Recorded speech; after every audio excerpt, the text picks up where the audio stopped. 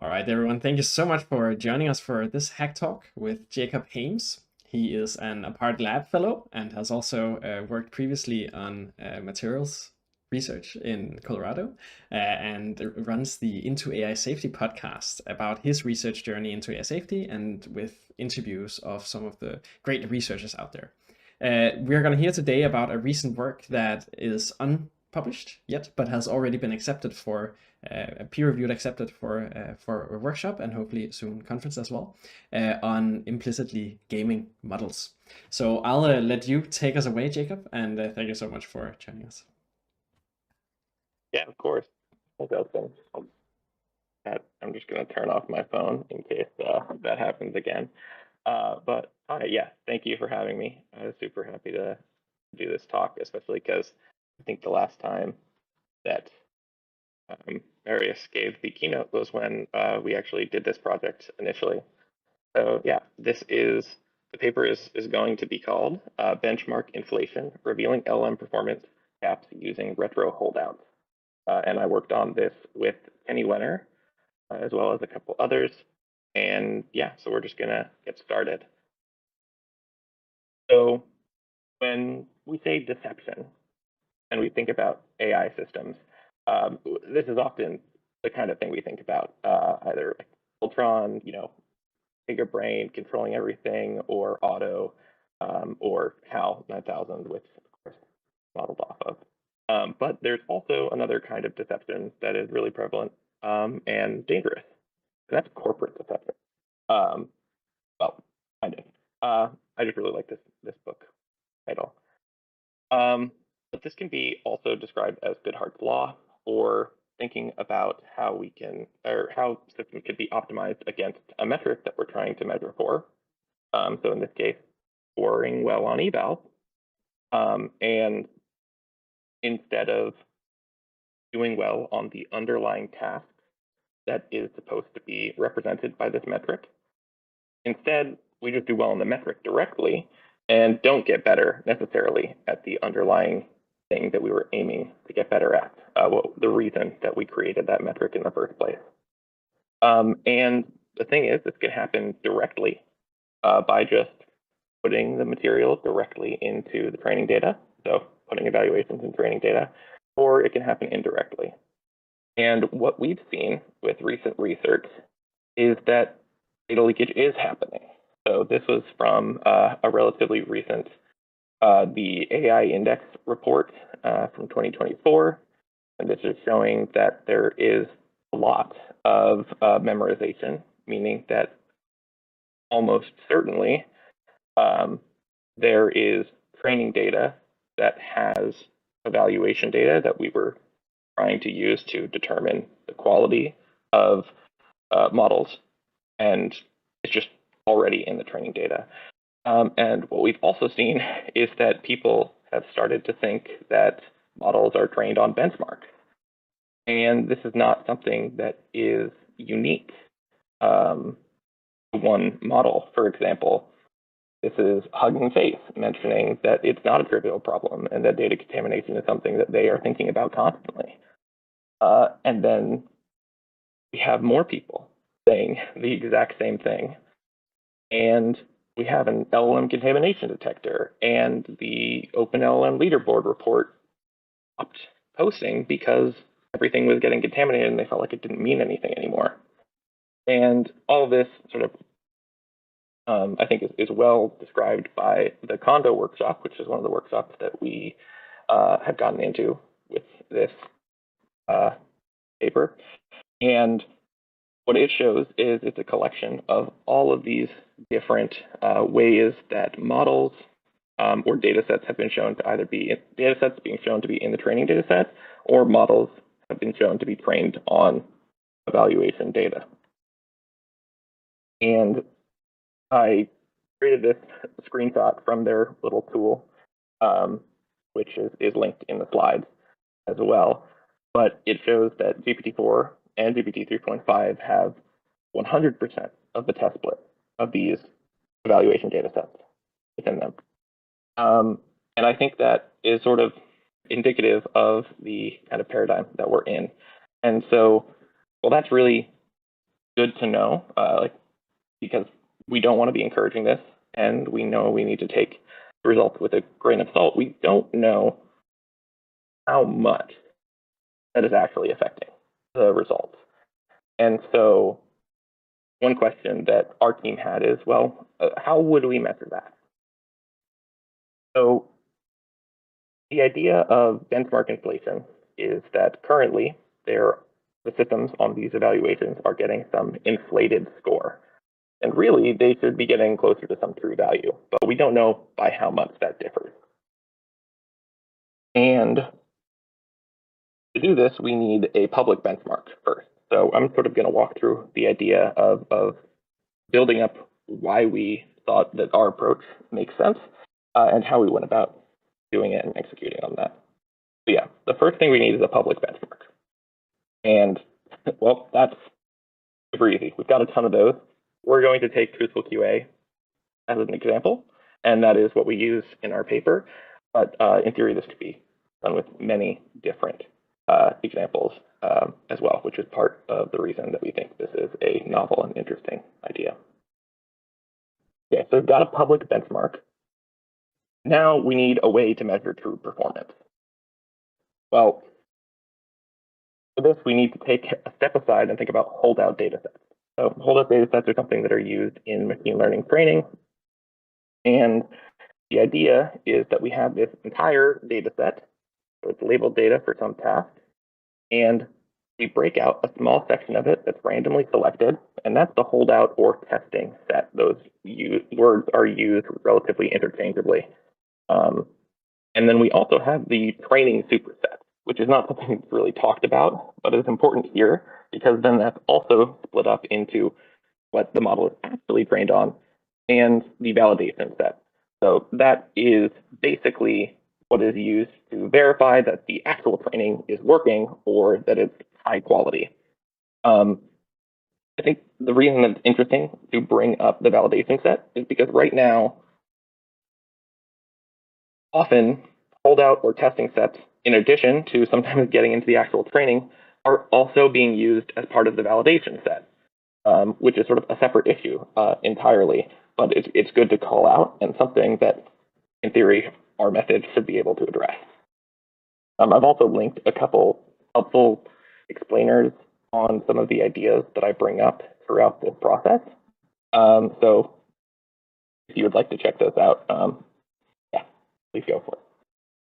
But anyway, we have a public benchmark. Cool. We need a corresponding private holdout data set, one that has not been shared with the public, and that we can use to evaluate this public benchmark. Unfortunately, we don't have that because in the past, I mean, it really doesn't necessarily, unless you're really thinking forward, it doesn't make sense to do necessarily because it's good to share science. It's good to share your work. That helps promote further open science. And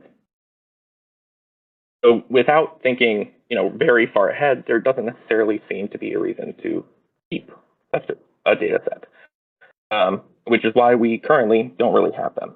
So all of the evaluations that exist, except for a couple that have been recently released, like WMDP, do not have private holdout data sets that accompany them.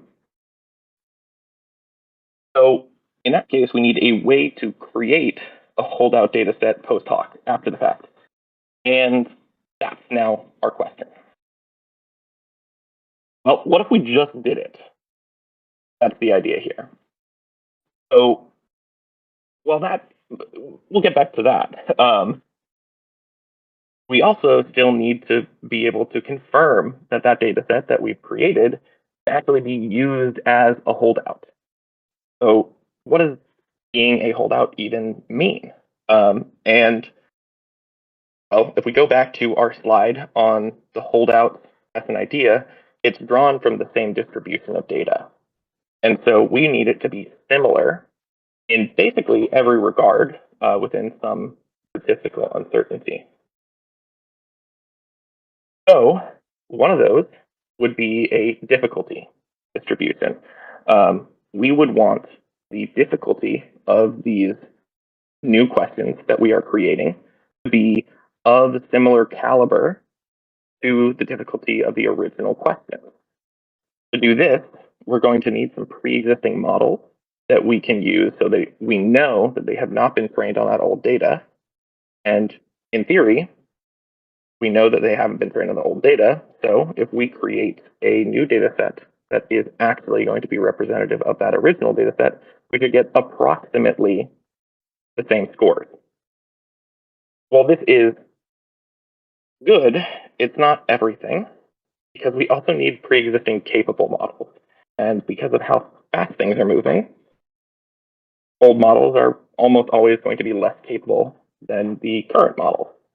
So we need some way to make up for this difference in capabilities so that we can ensure that the distribution of difficulty in question is similar. To resolve this, we thought, okay, let's use some amplification techniques. So ways that we can make the performance of these models, these older models, so for example, DaVinci, Babbage, NeoX, and improve their score. So now we've got a way to probe the difficulty and the difficulty distribution of both our questions and the questions of the target data set. And this band here, the 95% confidence interval band, is basically where we want all of the values in these tests to fall, because that means within some statistical differences that are acceptable, they are basically the same. Okay, so we can think about difficulty distributions, but that's not everything. There are a lot of other ways that different data sets can be similar or different. So another way that I think makes a lot of sense is to ask our good friend Bert, who we've fine-tuned on a classification task, to see if he can tell the difference between our data set and the target data set.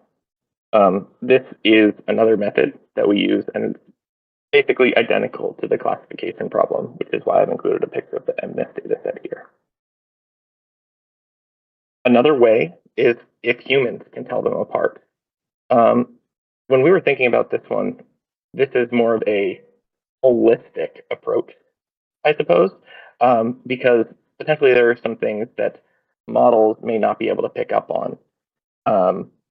And so we wanted to make sure we also captured this. And one way to do that is to present 3 different questions, 2 of which were from an original data set, and 1 is from our new data set, and say, okay, can a human tell these apart, given some amount of initial questions to sort of get a baseline that are labeled. So that's more of a human classification problem. Finally, another significant way that these data sets can be different is semantic similarity. So how similar are the semantics within each data set? This requires and leverages sentence embeddings. So specifically, we use the all-MPNet base v2 sentence embedding model and the sentence transformers library, and we use those and then conduct random permutation tests using pairwise cosine similarities between the data sets. And again, this should show that the distributions that we're creating are not statistically different from the rest. It's important to note that this is 4 tests, and theoretically we could do an infinite number, and all of them should be valid. That's just not really tractable, and we thought these are probably the best ways to actually differentiate between the sets meaningfully, and so this is what we went with. So now we get back to the just do it part. We've got all these tests that we have decided are going to be how we're going to say, okay, if we pass all these tests, then we can treat this as a holdout data set. But we need to make it still. So to do that is actually a pretty intensive process. And it begins with analyzing the target data set. In the case of truthful QA, that's looking at all the questions and understanding not only why the questions are being asked, but how the questions are being asked, patterns within the data set, like word usage or framing, and also even like how responses are phrased and how similar the responses are to each other. And in this case, we get basically, their misconceptions or human falsehoods is another way that the Truthful QA paper describes it. And the idea here is that likely these phrases or sayings, these falsehoods that are being assessed in the questions, will be frequently seen within the data set. Or sorry, it's a training data set. So, maybe said many times on the internet. And we want to be able to see if they reappear in responses because of that. So then we make the first version of this new data set. And we'll call that retro-not. And we just test it on all of our different tests that I just described. The thing is, making it such that it's actually along the same lines as that target is pretty difficult. So almost certainly, we're going to fail on that first try. And we did. So we then use a variety of tests to think about how these data sets, our retro-not and our target, might be different.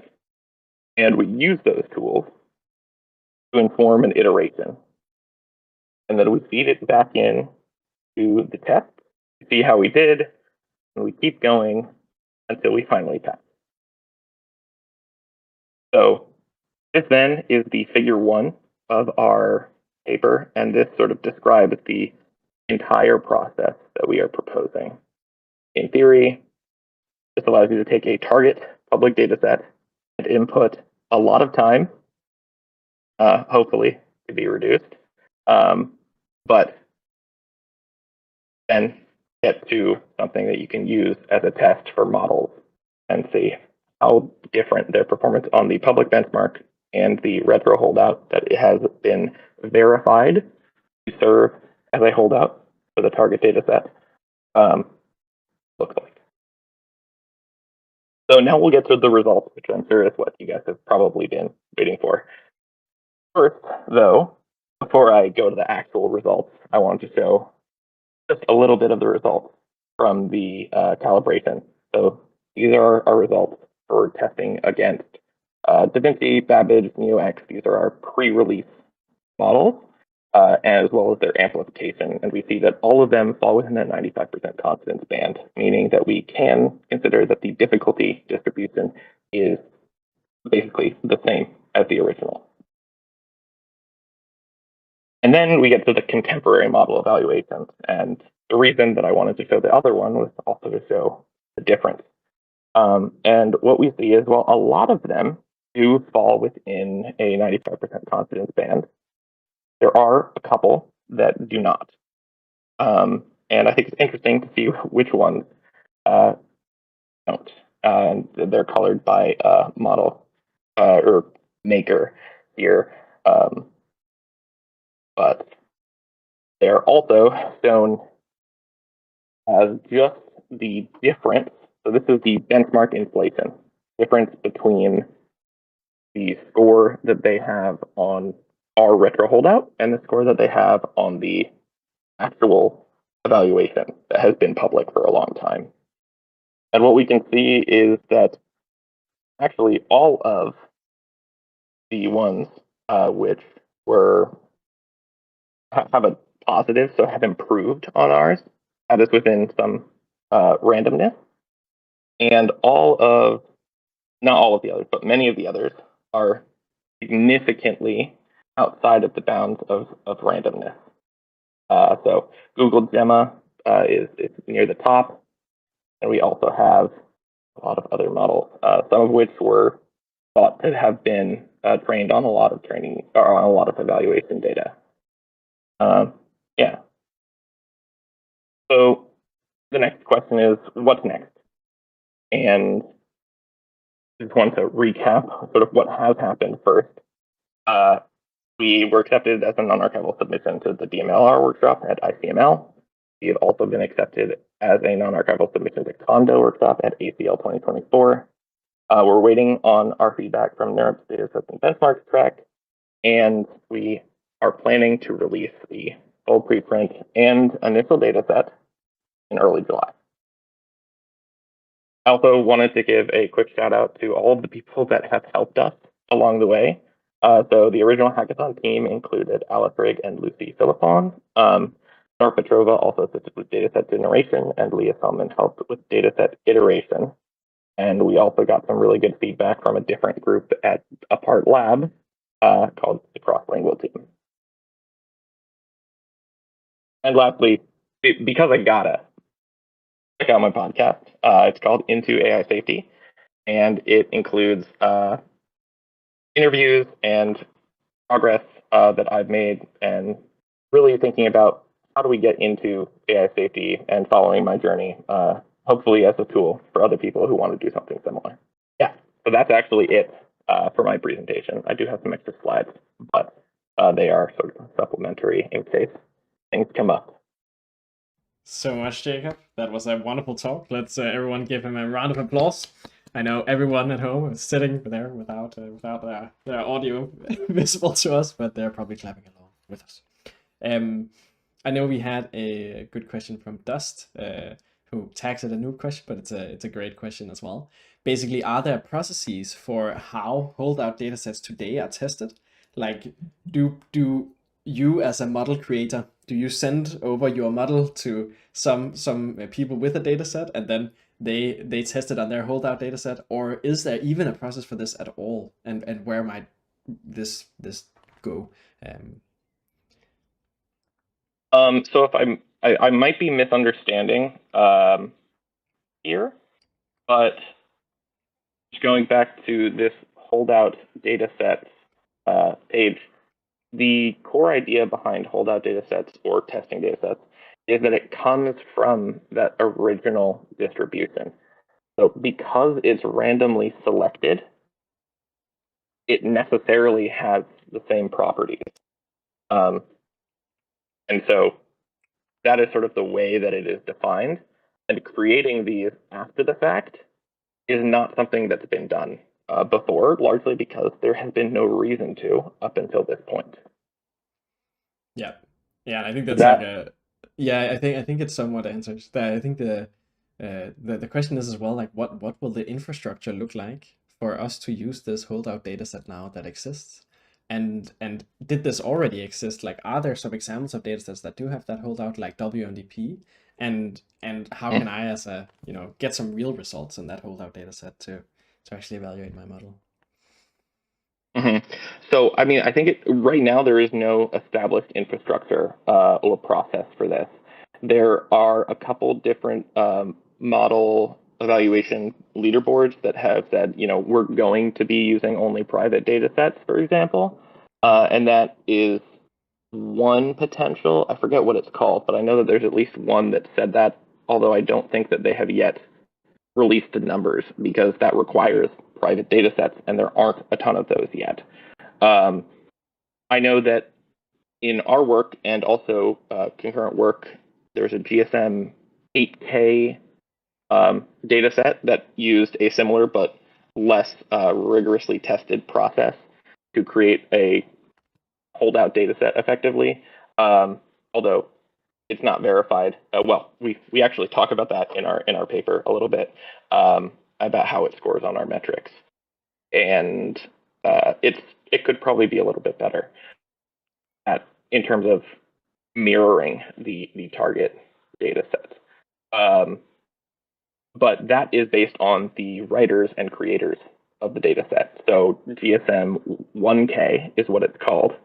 And the creators of that have said, we are going to release this when either a year has passed, so end of 2025, I believe, or open source models achieve a score of 10 open source models achieve a score of 95% or higher on it. I'm not totally sure why they've decided that specifically, but that is what they have done. We are going to be releasing our data set as 2/3 now, 1/3 later. And we have a predefined date for that. So it really depends on the creators and how they think it will be most effective. But we think that right now it's especially important to be able to see what the data set is to verify that this process actually makes sense and works. And that's why we are releasing most of it immediately. Nice. Yeah, it's really interesting. I'm also curious to actually understand down the line. Can you imagine that, like, now you've done this really extensive process with truthful QA, which is one data set and one evaluation that is used quite extensively in safety, for example, or has traditionally been used quite extensively. Today, it is a little bit outdated because I think people do realize that there is some, yeah, some ways it's both been improved on, but also leaked into the training data set. Is there some way that you could imagine we actually need a really large scale project to sort of make a proxy holdout data set for all of the evaluations that are used generally today? I think that would be really interesting to see. One of the initial stretch goals, which is definitely a stretch goal because we're nowhere near it, was doing this for more models that are also on the OpenLLM leaderboard. I do think that there are some tools and some ways to help make this faster in the case of many data sets. But truthful QA is actually probably one of the most difficult data sets to do this with, which is what we've discovered after having done it, because it requires unique misconceptions that were not included in the original data set that are likely repeated quite frequently in the training data. And so getting that exact match has been quite difficult for this specific data set. But for other data sets, it should be a lot easier. Nice. And maybe a clarifying question in terms of the statistical, like the accuracy graph you have with the line in the middle. For that one exactly. The models you use there, the reason why you use those, that I assume is because it is pre-truthful QA getting released. Yeah.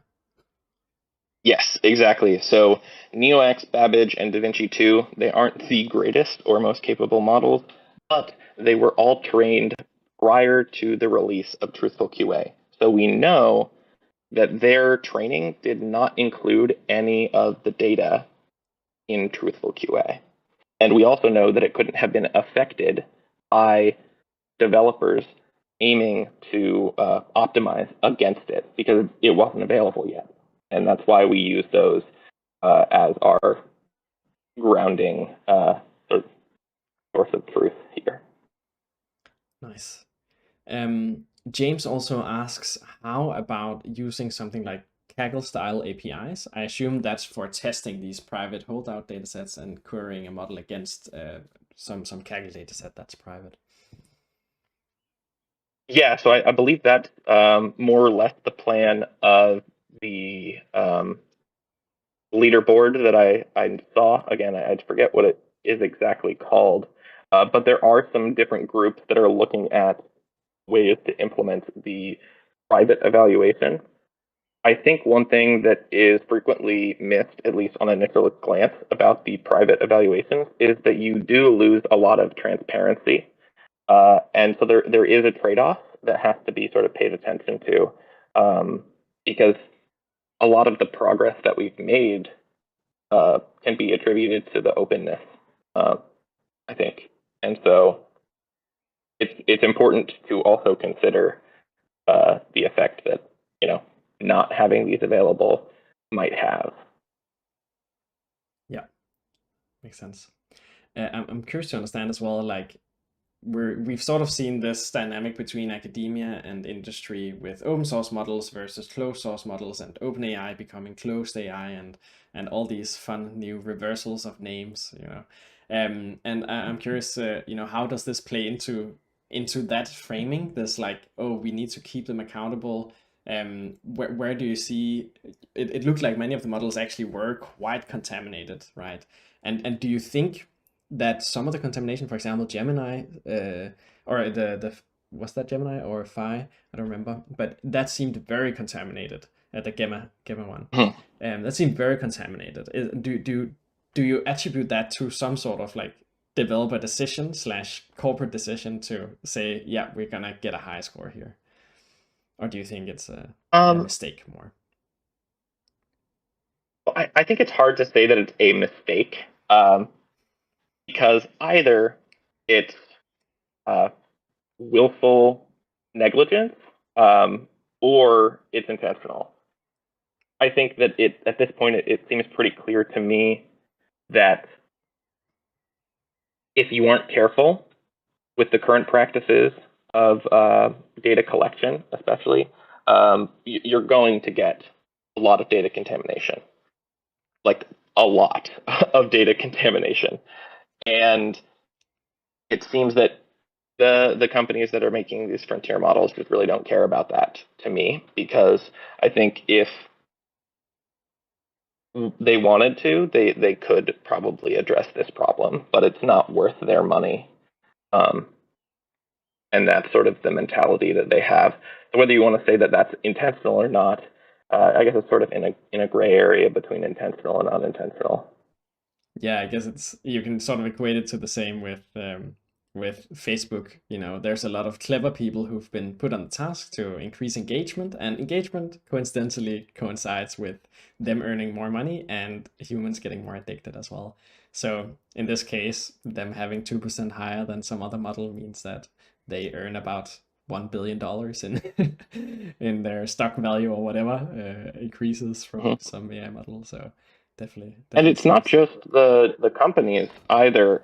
In some cases, I mean, I think the OpenLLM leaderboard, it, although maybe people aren't getting significant sums of money from it, researchers are incentivized to do well on that, because if they can show that their model looks good and performs well in these evaluations, then there's going to be more media coverage and people are going to get more excited about it, and their research is going to get more eyes.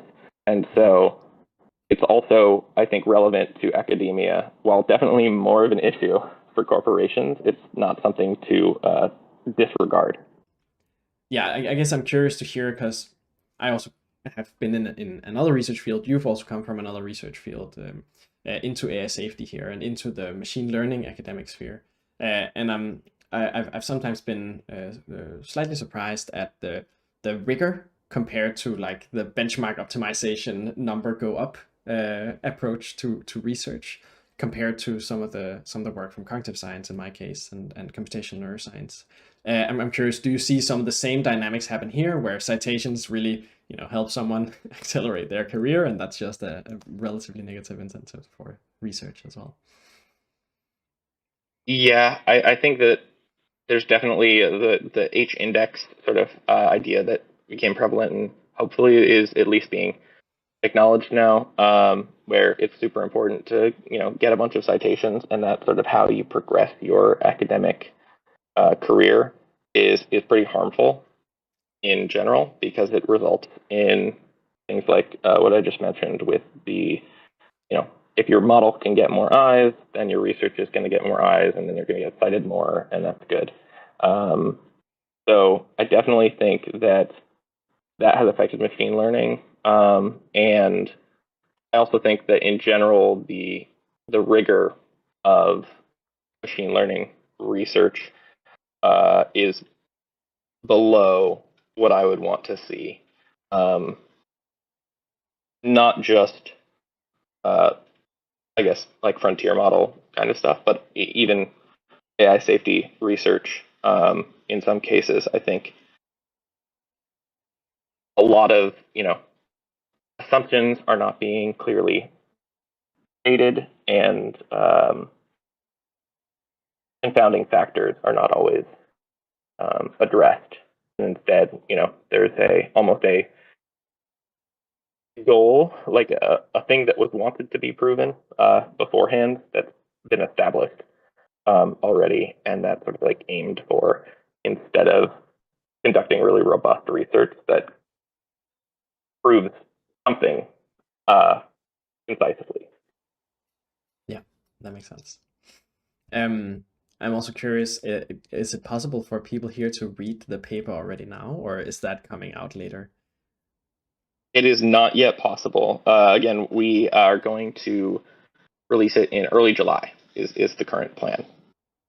Perfect. And that will be with a preprint. Hmm. Nice. And then we will link it in the YouTube video when that goes up. Awesome.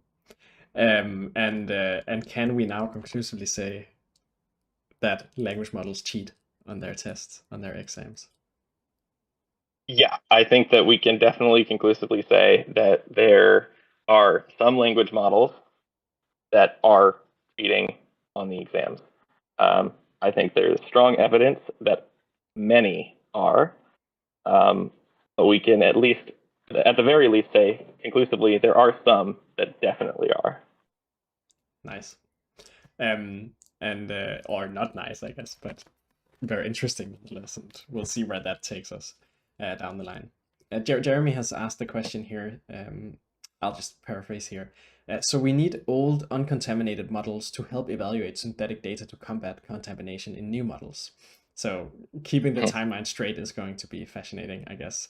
There's a question in there of how do these numbers now, that indicates that the benchmarks we look at are already inflated across the line, right? If it's just this example, which is not like economically valuable to be super good at this truthful QA, if that's already inflated, then what might you think about, like, is the progress actually as straight as we see, or is it, or should we actually put a little discount factor on their money making in these model performance setups?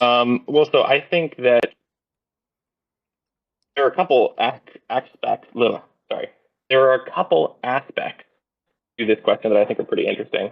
The first is, I think there was actually a post by Hugging Face about their leaderboard very recently, like within the last day or so, that was brought to my attention by one of my teammates. And it basically says companies, as part of their marketing schemes, are evaluating on these data sets.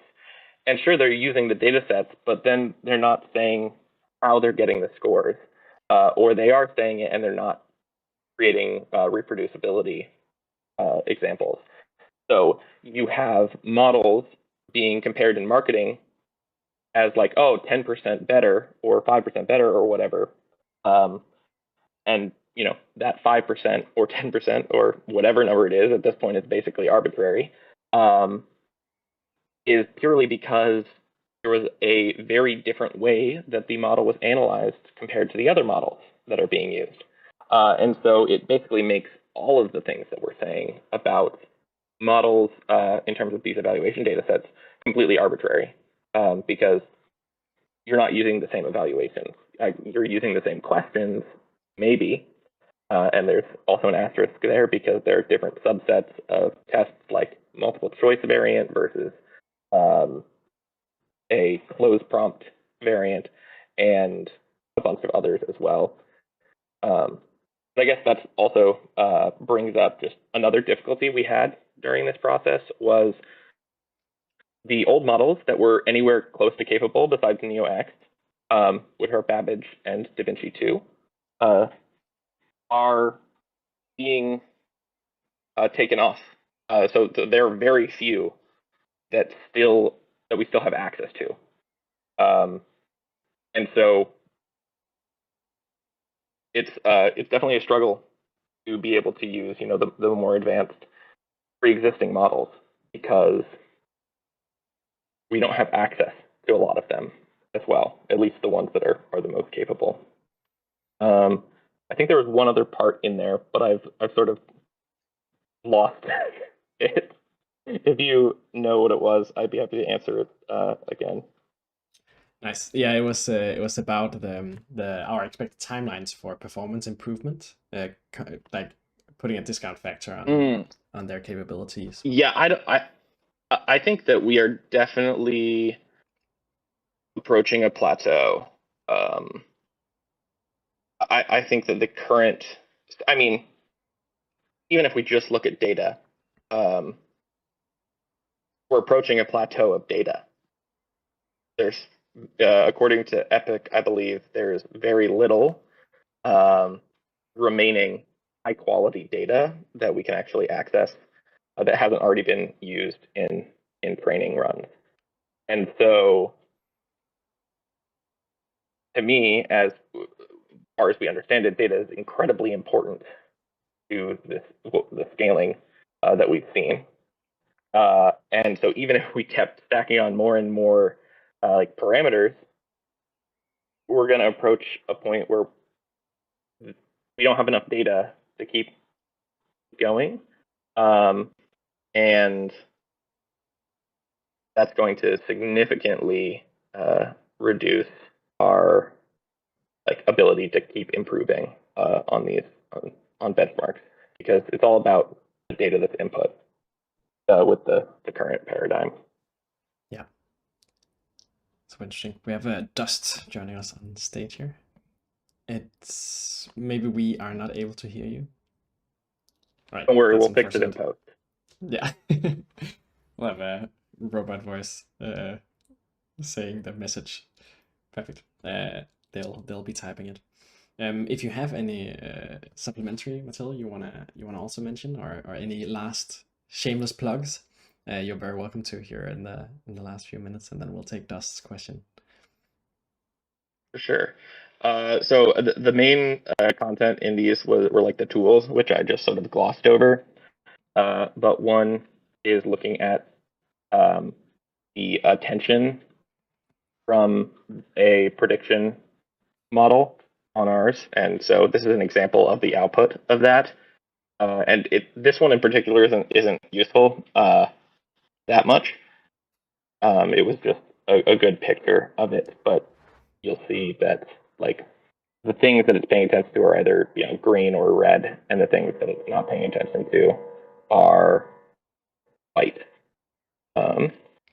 We also have internal cosine similarity. So this is looking at the cosine similarity between two different questions and all pairwise cosine similarities.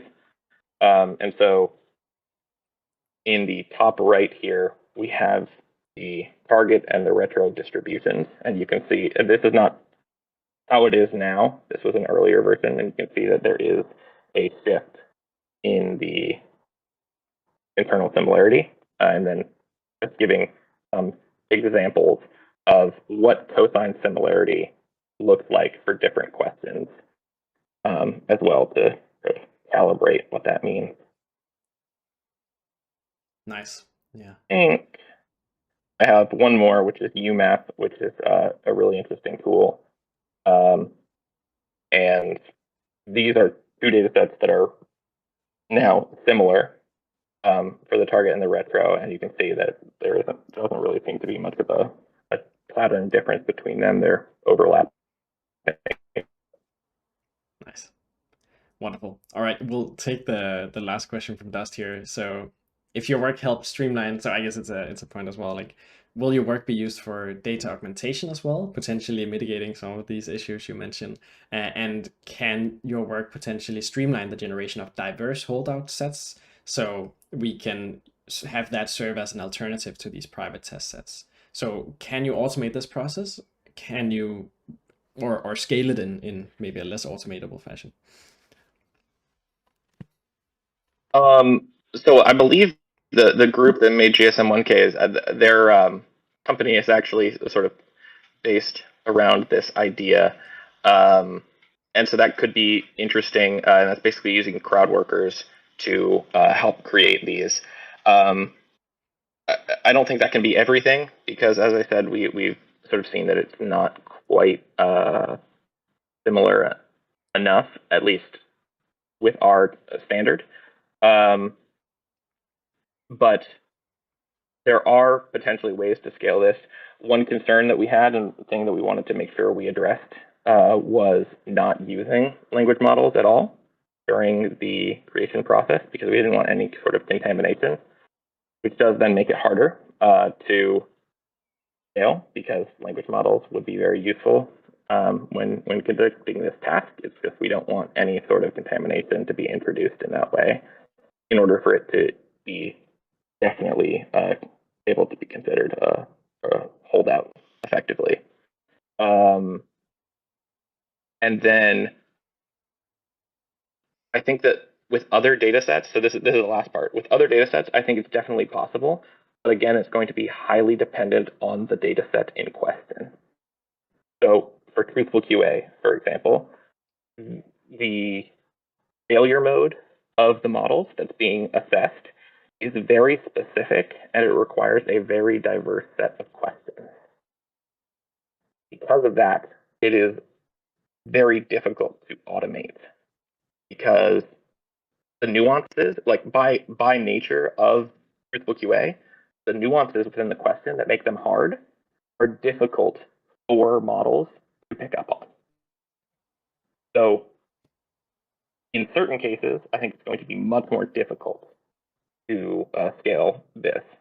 And so that, I would say, underscores the idea that if you are creating a data set that is novel